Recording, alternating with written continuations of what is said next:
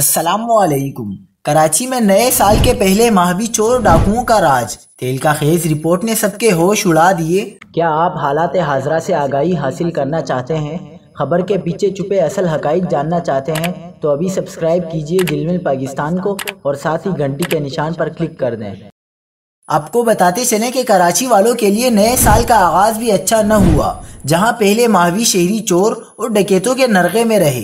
CPLC ने साल के पहले महीने के एदाद शुमार जारी कर दिए, जिसके मुताबिक कराची में जनवरी 2023 में मजमूई तौर पर 7,249 वारदातें रिपोर्ट हुई। जनवरी में शहरियों की 227 गाड़ियां चोरी और छीन ली गई, जबकि पहले महीने में शहरियों से 420 मोटरसाइकिल असले के जोर पर छीनी गई और 4,223 मोटरसाइकिल चोरी की गई।